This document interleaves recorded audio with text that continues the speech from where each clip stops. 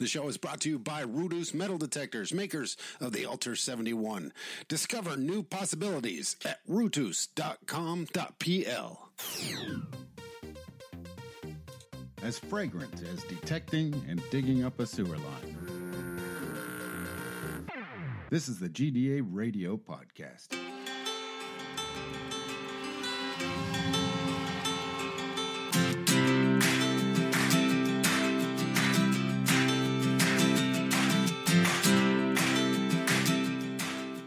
Well, everybody, welcome. It is the it is the 4th of February. I don't know where my brain just went to. My name is Lance Goolsby. I am the host of the GDA Radio Podcast. Thank you so much for tuning in. Sitting all the way on the southern hemisphere where it's warm, the exact opposite of where I currently am in sunny Adelaide. I'm hoping it's sunny today. We got 42 sitting down there. She's looking outside like she doesn't even know herself. No, it's definitely sunny today. It's definitely sunny. We're looking for 37. Oh, you can do the translation. Yeah, that's about 5 million degrees Celsius, Fahrenheit. No, it's probably around 70, 78, 79 degrees. It's not entirely too hot. Really? Yeah. 37? I think so. I mean, I might be completely wrong. It's only 3 degrees off 40. Well, I'll tell you what. The first person who corrects us on that will win a GDA patch. How about that one? I'm Googling it. All right. So we got a great show for you today. We got a guest coming back for the first time in almost a year, and it's going to be really fun hearing that voice one more time, and I know everybody out there is going to love this. We got a really good GDA fine story for you today, and we will be... Okay, I see how much it is. All right. We'll see. Like I said, the first person who puts it down under the comments of this under Spreaker will get a patch, a GDA patch. I couldn't be happier to give that out. But anyway, yeah, we got an old friend coming back today. We got a really good GDA fine stories and some shout outs. So yeah, it's going to be a really good story, a really good show today. Man, my brain is not here yet. I have no idea what is going on with me. You know what? I think what I need to do is I need to open up another one of these adult waters that are bottled, and we'll just continue on from that point. But anyway, yeah, I wanted to, we introduced 42 last week, and I got something to kind of give an idea of exactly what we're dealing with. So this is for you. Oh, deep thought. We want you to tell us the answer. The answer to what? The answer to life, the universe, everything. We'd really like an answer. Something simple. I have to think about that. 7.5 million years later. Deep thought. Do you have an answer for you? Yes, but you're not going to like it. It doesn't matter. We must know it. All right. The answer to the ultimate question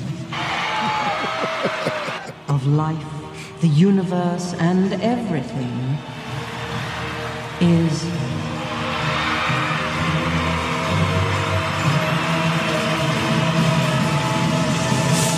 42. 42? Yes, I thought it over quite thoroughly. It is, it's 42.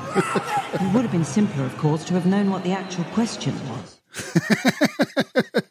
So after programming the website all week and getting your bio on there and finding out where you got your name from, and yeah, I just had to include that this week. I thought it was so fun. I don't know, I don't think I'm, the answer to everything, but that's the origin of where 42 came from, yes. Well, you're the answer to keeping everybody from listening to my boring voice for the next hour, so, I'll pay that. But yeah, it was really fun actually digging that up and finding that. I read that book, oh man, long time ago. I think I was probably about 12 or 13 when I first read the book.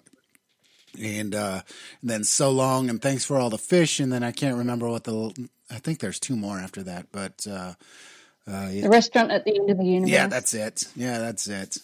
But I read and there was another one. Yeah, there is one more. But I did read It's a trilogy in 4 parts. I think that's actually what it's referred to as, isn't it? Yeah. But I've got them all. They're probably on my bookshelf. It's been a long time since I've actually read them as well. So yeah, it's really cool. I might have to do that. I might have to go back and read that again. It's been a good 30 years almost. Oh dang! I just made myself sound old again. Don't blame me. But that's really fun. So yeah, it was really fun kind of writing your bio and getting that on there. And then we were just talking right before the show started, and you've got quite a collection of metal detectors in your possession. Oh yeah. So you basically gave up one hobby to go into the other one. You really went into it wallet first. Well, I really liked metal detecting. Like my dad bought one of those Radio Shack orange handle things, and we took it down to the beach over the summer, and he would have tossed 20-cent coins and stuff on the ground for me to find. And so I remember really liking it then, but I didn't get into it during that interim period. And like I'm sure everybody knows, I was really quite into Lego, and somebody purchased the metal detector sort of offset the money that I was spending on plastic toys to, hey, let's just wind this in a little bit. Get up some clad to get the toys. The money just went to another hobby. But to be fair, I haven't taken on any new ones. So it's all good. That's fine. I mean, you can see behind me, my toy collection keeps going. I mean, in 6 months' time, the flea market season here is about to open, so everything behind me is about to change. So it's going to be one of those things. I got too many hobbies going all at one time, and it's just, I'm kind of envious of you just being able to focus on a single thing and letting that drive you.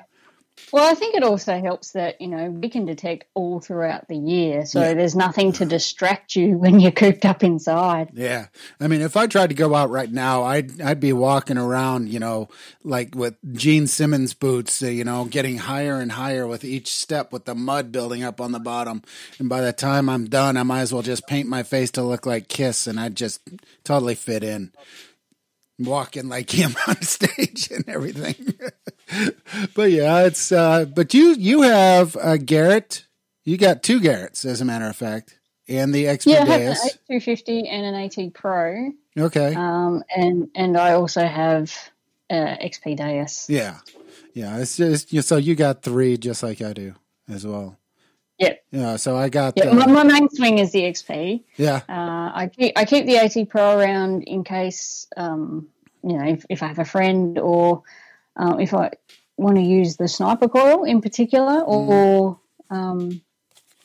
any other specific applications. And the Ace 250 I don't really use at the moment, so I'll actually earmark that to go to a friend. Actually, you just reminded me. I got to go downstairs and check and see if I still have a battery in my Tesoro. But yeah, I've got the Thesaurus Ebola. That's my emergency backup. I have the XP Deus, and the main one that I'm using right now, because I really have been impressed with the amount of personality that I'm able to program into the device, is the Rudis Alter 71, because it is just like the XP Deus. It is one of those machines that you really can't just jump straight into. You have to really learn how to program it to fit the way you metal detect. But this one offers a lot more different levels of individuality for each person that's using it. And each time I use it, I find more and more and more. And now me and XP Ryan, GDA Ryan, excuse me, he's another member of the treasure hunting team that I'm started up over here, and he's found that he actually moved over to the Rudis, and he's found that is better than any of the other machines that we've been running around with. He's metal detecting at the same time as somebody that has a bounty hunter. I can't remember which one that is, and I think it's a mine lab. I can't remember which one that one is either. I don't see the guys that he's bouncing around with too often. I really like the XP for me because I have bony girl arms and it's really light. After 6 hours of swinging the AT Pro, I found that really tiring and I was really fatigued. Yeah. But I can go for 6 hours with the XP and I can still go out and run a Lego workshop photography, Lego photography workshop afterwards and not be completely shattered. So, which is what I did last weekend. That is one of the biggest pluses. Yep.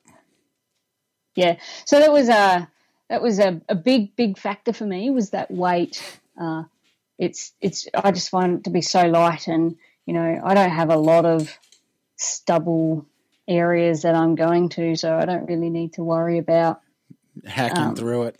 Hacking through it, which is good. It's good for me. Mm-hmm. Again, and also, I just love the wirelessness that it all talks to each other. It's like a Mac computer. Everything that goes with it talks to each other, and works pretty good. Yeah, that's true. That those are two extremely good pluses.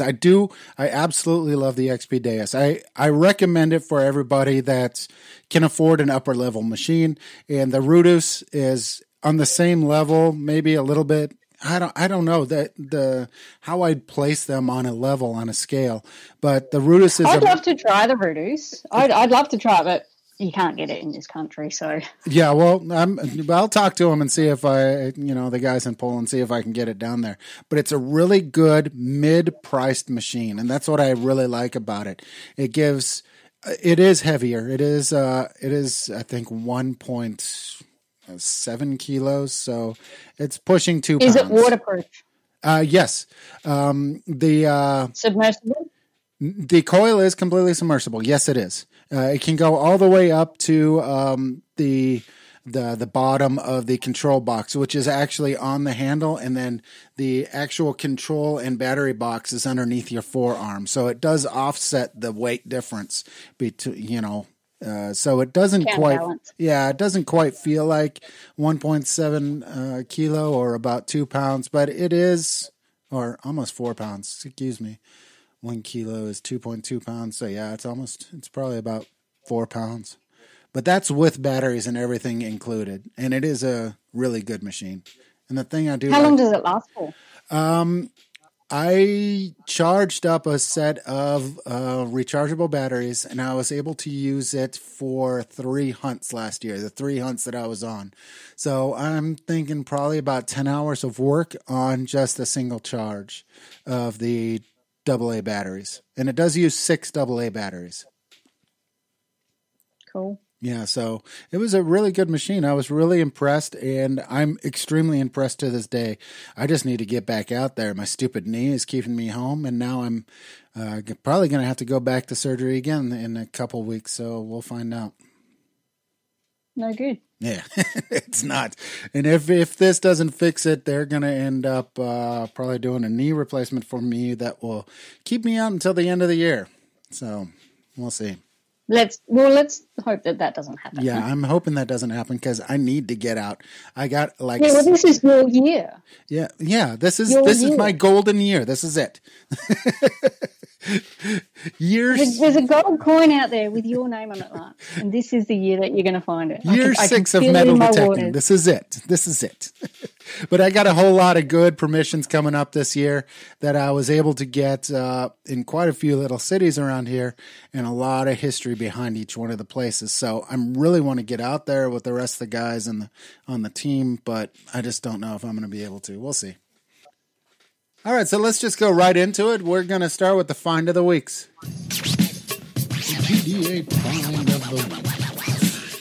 All right, so what do we got coming up?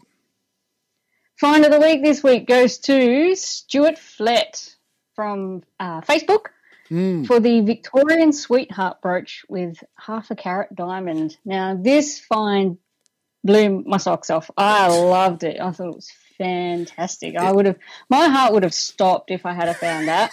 Oh yeah, no, it's just so beautiful. It's so detailed. It's got a lovely 1, 2, 3, 4, 5, 6, 7, 8-pointed star with the diamond in the center of it, and it's an oval shape with a lot of like floral pattern, and it's just so intricate. Yeah. And he thought it was plastic at first, and really? then he's cleaned it up, and it's just come off so clean. And I'm just going, yeah, that's gold. But yeah, and I thought it was just a really nice touch also that he gave it to his daughter for her 18th birthday. Oh, you just made my heart skip a beat. I know. I mean, that's so lovely. So just, shout out and congratulations to Stuart on that. That was a cracker of a find, I reckon. Yeah, if you want to check it out on the GDA website. That's gdapod.com. That's gdapod.com. Really simple to remember. You can find a lot of really cool stuff over there at the website. Just got released on Saturday. I'm still keeping on putting stuff on there. So each episode it'll be updated, and we'll be putting new GDA finds, the find of the weeks, and shout outs and all kinds of new information from each episode on there.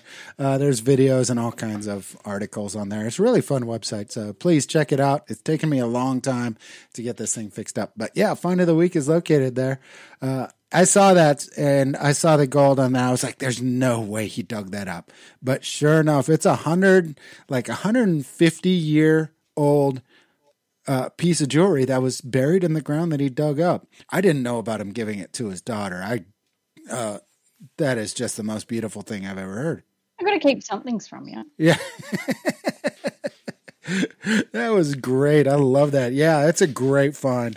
Now, if you want to be on the GDA Find of the Week, 42 will keep posting questions each week on there. Just share a find on there.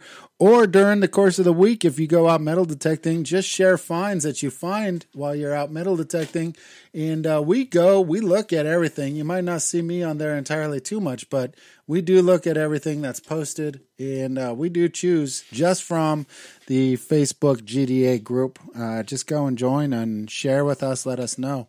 It doesn't have to be. I also keep a look on Instagram as well for anything that might be suitable for the find of the week as well. So if you're on Instagram, tag your photos as GDA Pod, and I look at that hashtag, and if there's anything that catches my eye, you might hear it talked about on the podcast. Yeah, that's great. Instagram is a really good one. I've been seeing a lot of stuff posted on there as well. Really beautiful things that are being dug up during the course of the weeks. All right, so we'll just jump right into the shout-outs, and we'll hit this one. It's the GDA shout-outs. All right, so who we shouting out this week? Well, we're shouting out another one from the Gemstones announcement because it was a close call on this one. I'd like to shout out to Blaine Bunch for that first ring that he ever found. It had about 1 million stones in it, I reckon. There's so many stones in that thing, it's not funny. They've sort of got like a purple tinge to them, so my guess would be that they're either amethyst or topaz. Yeah. But it was a silver ring with a lot of stones in it, and I'm just like, if that was my first ring, I would have been hooked, line, and sinker. I mean, the first ring that I found was, a small silver with a small diamond in it, and I was hooked from that. But I could tell you now, if I had found the one that Blaine has found, I would have bought my AT Pro a lot sooner because I found that one with the Ace 250, and I reckon I would have been, right, okay, this is good, I'm hooked. Let's get something bigger. If I had found that one, that was a really, really, really nice find, and it was very nearly find of the week. So congratulations on that. Yeah, congratulations. All right, so my next shout out for this week is to Siren Kimmy. She found a cracker of a silver coin earlier in the week and posted that online. So congratulations on that. I wish I had started my year off with a nice silver coin like that. What do you reckon, Lance? Yeah, I haven't even been able to get out. I really want to get out. I have like I was saying, all these fields, and I know there's silver out there. I know there's one gold out there somewhere too. So gold.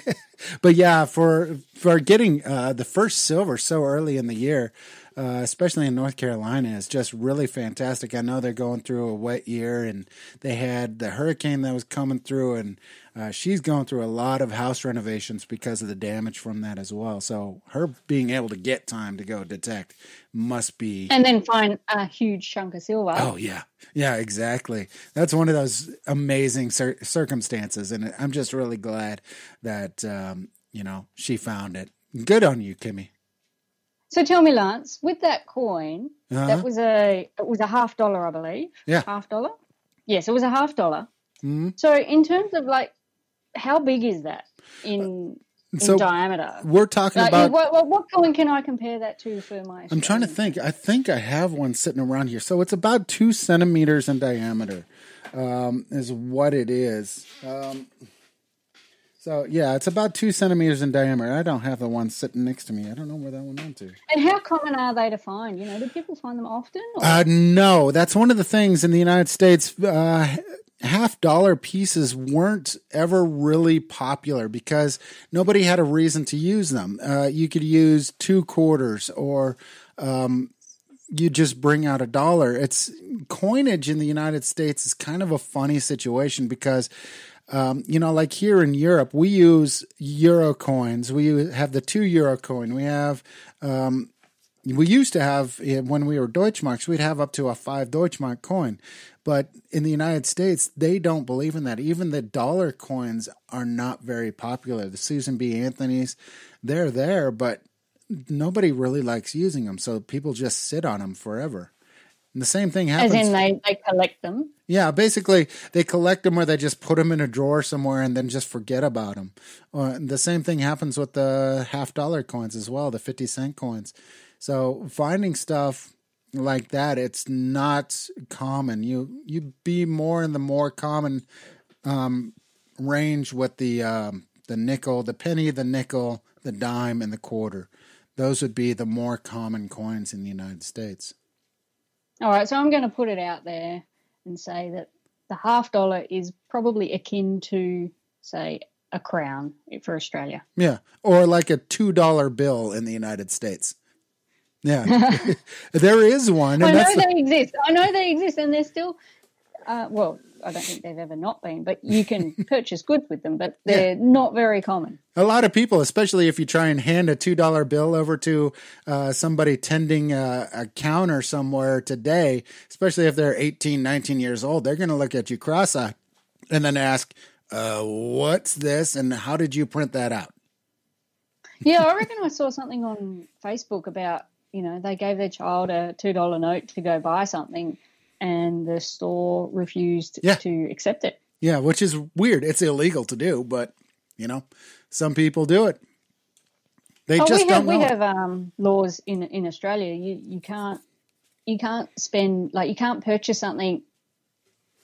Well, you can. Sorry, let me rephrase that. You can purchase things with a lot of coins, but the store has the right to decline the transaction. Well, yeah. So if you've got if you're going to buy something that's worth $100 and you want to pay with it all in $2 coins or $1 coins, the store has the right to decline the transaction because there's a limit to how much you can spend in one transaction using coins. Which is crazy because I think in the United States, it might fall down to the actual business itself.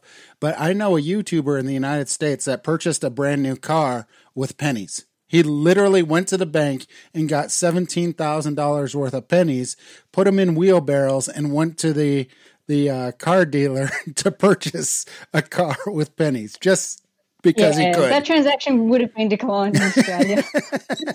they would have said, no, take that back. It's crazy. But yeah, I got a couple shout outs as well. I want to give a big shout out to my buddy Dave DiNatale over at XP Team USA. Give him a couple weeks. You're going to have a brand new video coming out. It's going to be a big one. So make sure you guys keep an eye out for that one. And there is a really good friend of mine, me and my sisters, we grew up with her, and she's living down in Brisbane, Australia. Her name is Robin Smith. I'm going to give a big shout out to her.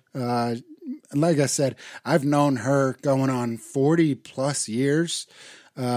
And she got married to a guy from down under and decided to move down there, which I don't know why. Oh, wouldn't you? Why wouldn't you? Yeah, exactly. I mean, Right here. We can go metal detecting all year round. If somebody came to me and said, would you like to move to Australia? I would jump on it. I'd be like, oh, hell yeah. It's like moving to paradise. I don't know. Except I don't like snakes. Might be issues. There's no snakes here. Yeah. There's no snakes here. What you got to watch out for are the drop bears. Yeah, I know. And next week we're going to have the drop bear alarm during the show. So, so that's it for the shout outs. Also, I want to give a really quick plug. Everybody, make sure you keep an ear open for me this coming Friday on the XP Team USA podcast. I'm going to be joining them over there and talking about GDA and metal detecting, and I don't even know what else. Dave told me to make sure to keep them on their toes, so I'm going to be doing that. I might even throw some UFOs in there somewhere. Throw in some Aussie slang. There you go. I'll get in touch with you, and I'll try and do the whole thing in Aussie. Yeah, I'll teach you. All right, so basically you just put a Y on the end of everything. Okay.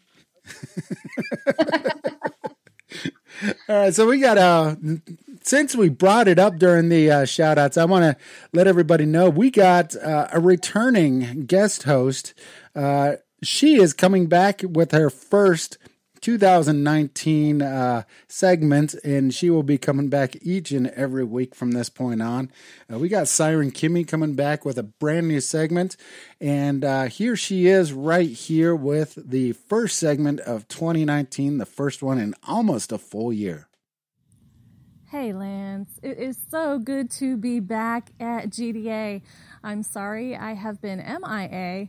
I have been getting the floors replaced in my house and the roofing repaired. That is all done now from the storm 3 months later, something like that. Yeah, so my life is getting a little bit less complicated. Been out doing some digging, found something really cool last week. If you didn't see the silver $50, the Walking Liberty, that was a really awesome find. And getting ready to head out again today and see what I can uncover. And I'm glad to be back at GDA. Going to be much more regular with my recordings, my insights, and just sharing my adventures with you.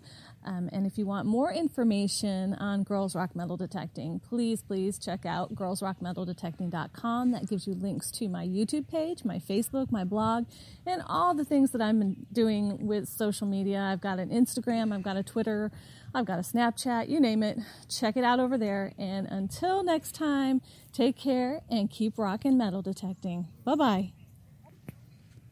That's fantastic. I'm glad that she's finally back, finally getting her life back in shape after the storm that ripped through North Carolina, tore up her house. It ripped the roof off her house and damaged the floor because of all the rainwater coming through. She had to take the dog and go to a hotel for the time. The only hotel that took dogs. All I see there is dollar bills. Yeah, exactly. That's probably what the hotel owner saw, and then now the people repairing the house are seeing the same thing. Ching ching ching ching. Well, no, I was just talking more along the lines of a place that takes animals. Yeah. Yeah.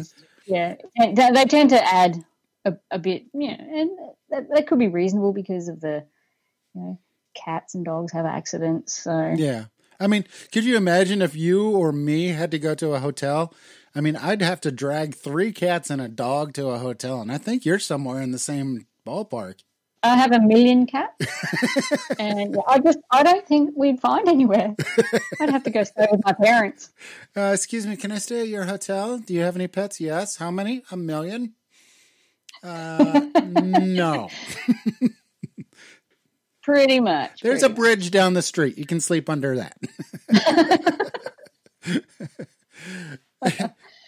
I'm sure I would be able to find some place. I've got my parents, I've got my in-laws. there'd be someplace. Yeah, there definitely would be.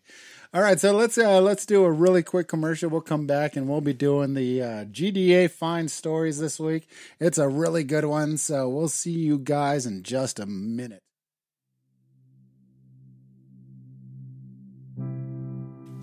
It's not about the permission. It's not about the country. It's not about the person. It's not about the machine. It's about the history. It's about our combined love for the hobby. Rudus Metal Detectors knows this. So let's put a stop to the infighting happening around the globe in the metal detecting community. Let's reach out and embrace each other. Let's welcome new people to the hobby with open arms. Let's share the love for the hobby. Let's show the world we enjoy what we do. Visit rudus.com.pl and see a professional quality machine at a fraction of the cost of the next leading brand. Let's bring greatness back into the hobby. Rudus Metal Detectors. Let's all discover new possibilities. All right, so we got a really good find story this week. I really did a lot of research into this one, and this one ended up taking a lot of twists and turns that I was not expecting. I was expecting a pretty straightforward story, and as I kept researching, this thing, it was like, have you seen one of those on and off ramps in Los Angeles? You know, the freeways that have like 5 million roads turning and twisting in every single direction. This thing was taken. No, this thing I was. haven't. Feel lucky. I'm glad I haven't driven that. I live in Australia. It takes us 20 minutes to get to the shop. 10 minutes to get to the letterbox. Really? Your letterbox isn't in front of the house? I'm kidding. Oh, okay. No, well, to be fair, some rural places would have, they would have what we call a post office box, and they'd have to go into town to check their mail. Yeah, we got. So that's more. That's rural stuff. All of the suburban houses have a letterbox out the front of their place. Yeah, we got a friend who actually went off the grid there in Australia, and he has to drive all the way into town. I think it's almost an hour drive for him to get into town to get to the mailbox just to get mail. It's just crazy. Friends of mine have to drive about, it's either 2 or 3 hours to go to a supermarket. Oh, ouch. All right, so let's hit the story. Take a trip back with me to 2010, okay? We're going all the way to Cumbria, England this time. To be precise, it's a pasture in Cumbria. And since his name is on Wikipedia, I might as well just put this out. The pasture is owned by Eric Robinson at Crosby, Garrett in Cumbria. Now, on his pasture, a father and his 20-year-old son were out metal detecting on the permissions. They were detecting on 2 different fields at the time. So they switched over to a pasture where they had gotten multiple coins and other relics at the time.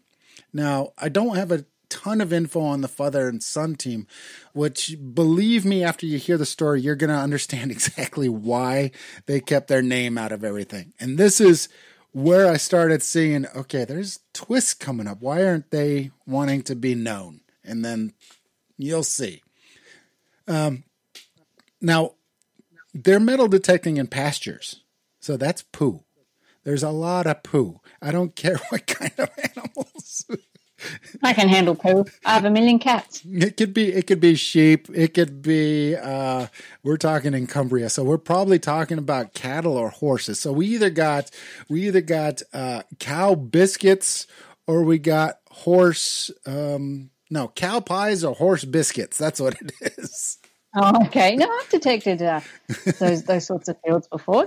Fine. You just wear rugged shoes and wash them afterwards. But the problem is, it's always my luck if I do metal detect a pasture, whatever I'm digging or getting a signal, it's underneath a pile of poo. Oh, hang on. No, I get it. See, in Australia, they're all rock solid and you can move them easily because they dry out so quickly. That's right. You guys got sun. We got rain. Yeah, they're just like little, rock type things. And then we just kick them aside and, yep, there we go. Don't try and kick the ones up here when you come up. I'll make a note of that. Anyway, the son had a signal. So a little bit of information. The father and the son were from Peterlee, County Durham in the UK. So it was about an hour and a half drive that they had to the pasture. And they had permission for these pastures. Don't ask me how they got permission for a pasture an hour and a half away from where they live. I'm sure there's closer ones. But it does make sense later on.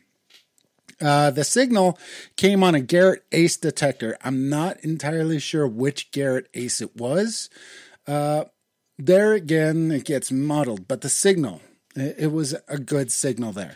So the son and the father decided that they were going to dig it up. And like I said previously, they'd only found Roman coins and other small items and relics on the field.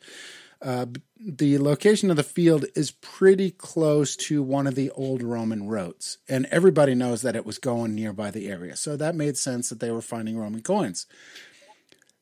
They decided to dig it up, and they were digging up to 25 centimeters deep where they found a small stone slab, underneath which they discovered 33 large fragments and 34 small fragments. At that point, smartly, the father and the son decide to close the hole and contact the Portable Antiquity Scheme, which in the United Kingdom is what you need to report to if you find anything of any kind of historical significance or possible historical significance. It was the correct thing to do. I mean, they told the owner of the pasture as well, so everybody came out and went to it. If they hadn't have done this, if they had just decided that they were going to dig up everything, they could have been screwed more than a cork in a wine bottle. I mean, it was that big of a find. So they dug it up, and it turned out to be a Roman-era helmet. But not just any helmet. This is a Roman cavalry helmet. It is thought to be more of a brass ceremonial helmet, which after the father and son noticed it was under a stone, they had a clue that something big was going on. They figured that, this stone couldn't have just naturally ended up on top of where these finds were. And that's where they came up with the idea, let's go ahead and close it back up and call the Portable Antiquity Scheme. So they dug it up. We'll get to this. The Tolley House Museum and Art Gallery and the PAS has sponsored the investigation of the find area, and the helmet was recovered. It is believed to be a 1st to 3rd century helmet, and after the archaeologists came to the field, they noticed many earthworks in the area that had been noted before, but never really given a second thought to as to what they were. Well, it turns out they were Roman-era enclosures surrounded by ditches, which had buildings in it at one time. They found that the helmet had been placed in a hole with 2 stones as a base. It was filled back in, and then a stone placed on top of it in a ceremonial burial. And they're not entirely sure why, but it was located right at the base of the enclosure. Now, the enclosure measured 500 meters in diameter. That means 500 meters across. It is a huge piece of land. It's massive. It is. Now, there was an area that was lowered inside the enclosure, which they considered to be a paddock for horses and sheep and cattle. So it was a self-contained, walled-in city at some point. Now, consider this along with the fact that the Roman road was located nearby. The archaeologists soon found that the settlement may date back as far as 1000 BC. So this thing had been there for quite a while and just built into a fortification that was massive for its time, and nobody really paid attention to it. I mean, that is amazing that later on it adopted the Roman style of living. Now, the helmet was in 2 parts. So there were two major parts. There was the visor and the actual helmet itself, or the face mask in the helmet. The visor is shaped. Now think of this. It's like the Smurf hats. You remember the hats that the Smurf had? Kind of sat on the back of their head and kind of curved up on the top. Okay, now that's exactly what it was. They're kind of like a wizard's hat that was, instead of pointy, kind of rounded at the top. Now, sitting on top, the very top of it, was a small winged griffin with one foot resting upon a amphora. I had to look this one up. An amphora is, if you think back to like Roman movies, they're always pouring wine out of these large clay jugs that had a cork on it. That's what an amphora is. So it's got its foot sitting on top of it. Now, they did some study into this, and they found that the helmet style was more reminiscent of the helmets found in southern Europe and not in England at all. It seemed to show an homage to the Trojans, which the Roman cavalry would reenact their exploits in tournaments. It's truly a remarkable piece, which you can find images on our new website. If you look under the show notes, you'll see the show notes for this exact episode. And I have images of the actual find on there. Absolutely, really remarkable. So everything all together, the museum and PAS placed and restored the helmet up for auction at Christie's auction house, October 2010. This is where the first red flag shows up. Now, why exactly does this thing end up in an auction house? Well, even though it was reported to the PAS, it was not registered as a treasure under the 1996 Treasure Act in the UK for the reason it was not made of a precious metal and it was a single item. So basically what the 1996 Treasure Act today, to this date today, it states that any item that is found that is with or made of precious metals or jewelry, or kind of jewel encrusted, will be registered, or it will then be declared as a treasure, which would then be given the opportunity for museums to purchase the items themselves.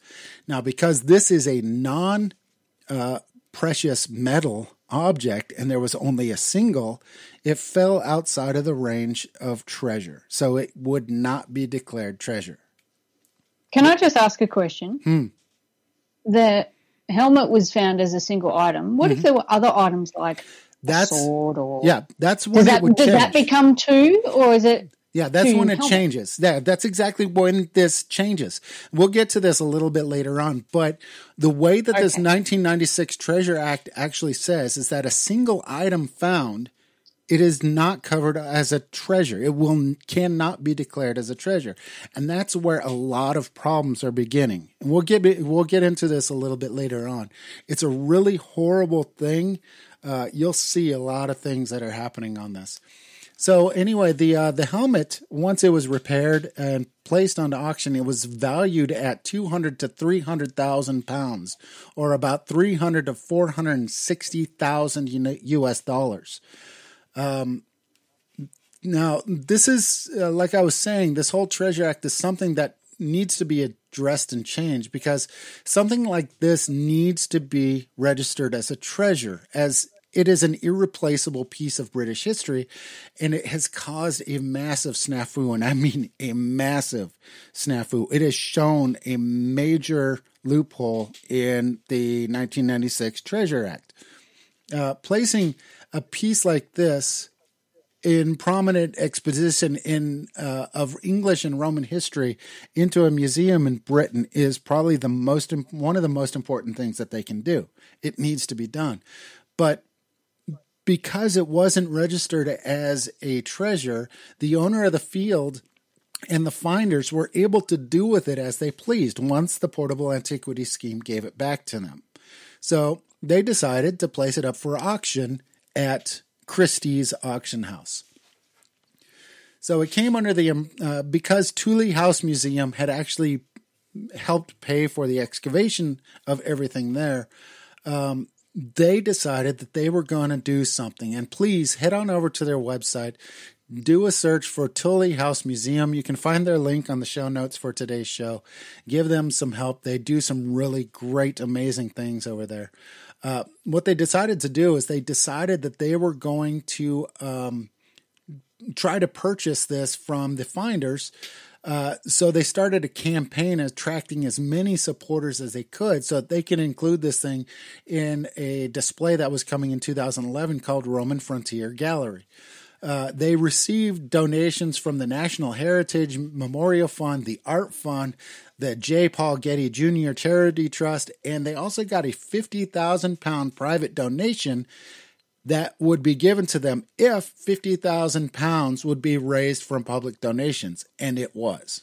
So that means that they had raised a total of 1.7 million British pounds to offer the property owner and the finders for the purchase of the helmet, but they denied. They said they did not want that.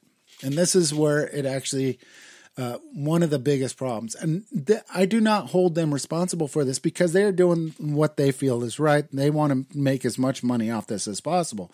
They think they could beat that 1.7 million British pounds. And, you know, good for them. But the problem is it's this whole thing is not on them. And I do not hold this against them whatsoever. I would probably be in their same shoes.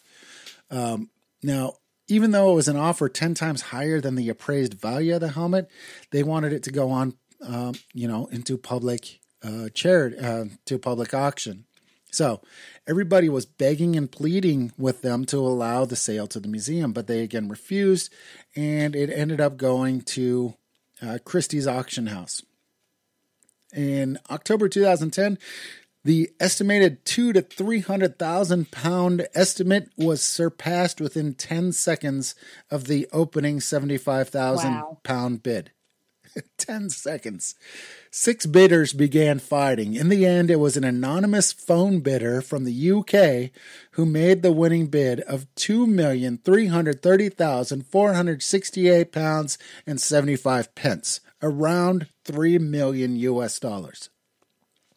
More than about 15 times the estimated value of the piece. It just rocketed off of there.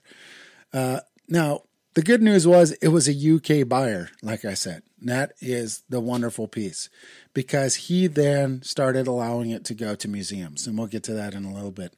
The UK demanded, at this point, a change to the Treasure Acts, which they responded that, quote, the circumstances of the helmet's discovery may have resulted in it being outside the scope of even a revised act. It is still possible that the helmet could come into public ownership. If the winning bidder wishes to export it, an export license would have to be applied for, and if a temporary export bar was placed on it, an opportunity could arise for funds to be raised by the public institution to purchase the helmet. Basically, okay, that was all legal jargon. Basically what it was is that, pardon me, even if a private person had purchased it and they wanted to take it outside of the UK could put a travel ban on it. They could not export that item, giving museums and people in the UK the opportunity to buy it back from the collector,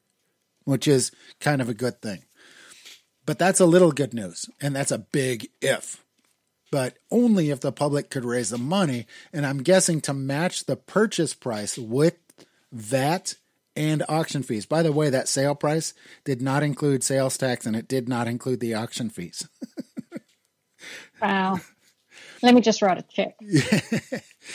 So in this case, it's close to close to £3 million. It's a small victory, but it doesn't stop the sale of historic items like this from falling into public hands, which is a travesty for historical finds. Because think about this. If a private owner purchases something, they display it in their house, they could sell it to a friend. That person sells it to a friend. That person sells it to a friend. So the trail of that item can be almost immediately lost, and you don't know where it ended up. they might not even, they could move house and include it into their movable items going to France to move into their new house. And it's just gone. So the good news is the owner decided to donate the helmet to museums for display. So September to December 2012 is displayed at the Royal Academy of Arts in London. November 2013 to late January 2014, it was at the Tully House and Museum Art Gallery, a fitting place for it to be displayed with their effort to recover and house it. In January to April 2014, it was at the British Museum, and it was last again at the Tully House Museum Art Gallery from April to September 2017. It ended up that the finder and the owner split the money, as per English laws. This is a true example of why some treasure laws around the world need to be rechecked and updated. Finds like this are crucial to a country's heritage. They need to be displayed correctly. Yeah, I am reading this, people, so bear with me. I had to write this down because this is really important. The private ownership of these items needs to be checked. If it is owned, they need to be enforced to display the items in public settings and not just in private residences. How many items sit on a shelf in a house never to be seen throughout time? How many items are sold from friend to friend, never to be seen again? So this is why I chose this as the find story of the week. The good news is, because of this helmet, simply because of this helmet alone, as of 2 days ago, as of us recording this, that means Friday, February 1st, the laws about the 1996 Treasure Act have officially been getting worked on by the British government. They're planning on a new write-up of the Act to state that anything with a value of over 10,000 British pounds will be declared treasure. Anything over 10,000 pounds. The reason why they're doing this will allow museums the first chance to purchase these items for display in museums, which is a fantastic thing. Once and only when no museum has made a bid on the items, then it will begin a private sale. This gives a greater chance for the archaeologists and curators to get first choice of items of historic value, lessening the chance that items will be lost into the private sector. But it's a little too late, but it's a great step in the right direction because they understand that keeping these items within the country is the most important thing. And then, if nobody wants to, it gives basically the museums the right to declare if this is something that should be on public display. And if not, then the private sector can purchase it. I think it's a great idea. Yeah, I reckon I would have taken the museum's offer. I'm not saying that what the finders did was wrong.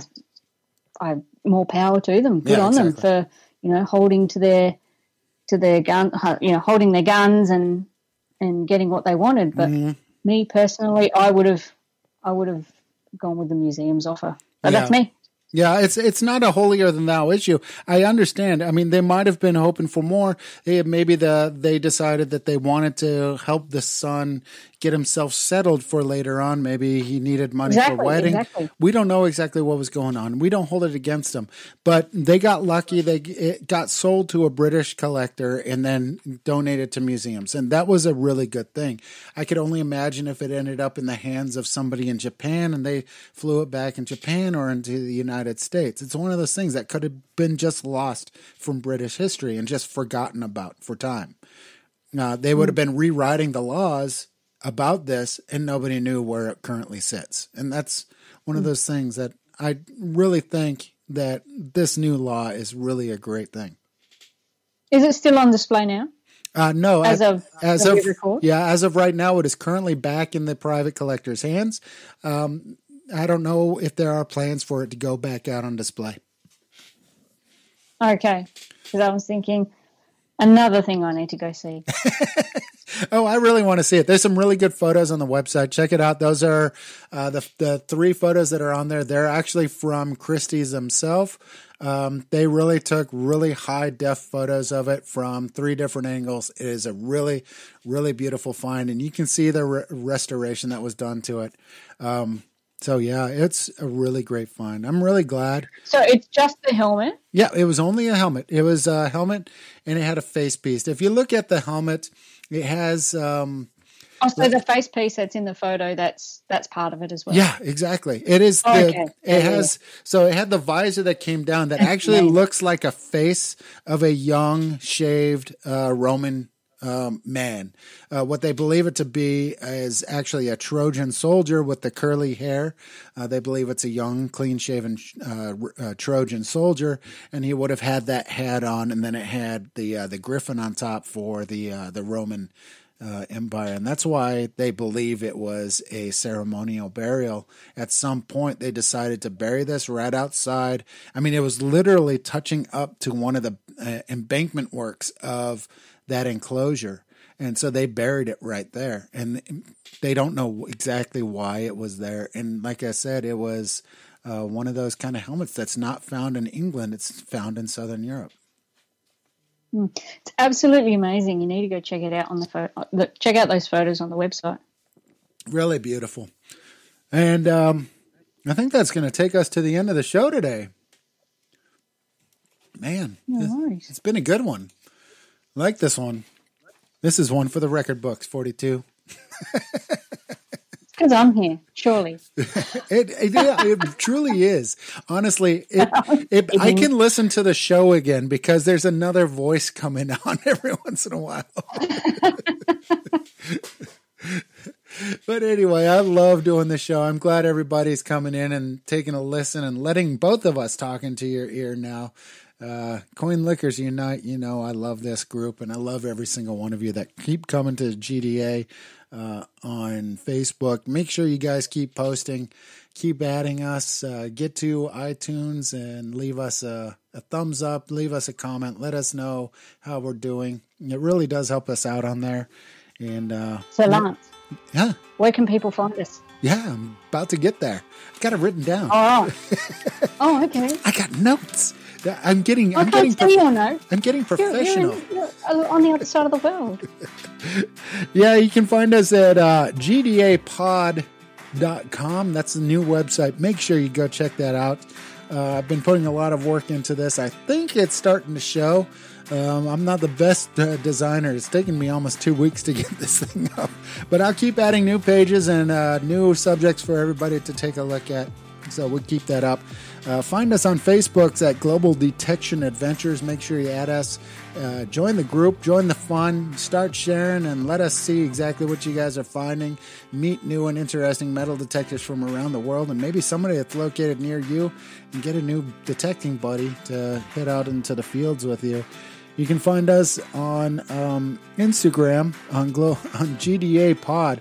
Make sure you that's the hashtag. Yeah, exactly. I wanted to actually say that. On Global Detection Adventures on Instagram. And if you got photographs that you're sharing on there, use the hashtag GDA Pod. It will link to us, and we'll just share that around the entire world and let more and more people see it. If you got videos and anything, make sure you share it with us. We love watching those whenever we get the chance. And if you want to talk with me, you can email me at any time at lance@gdapod.com. You got any kind of news and information, I'd be more than happy to share it.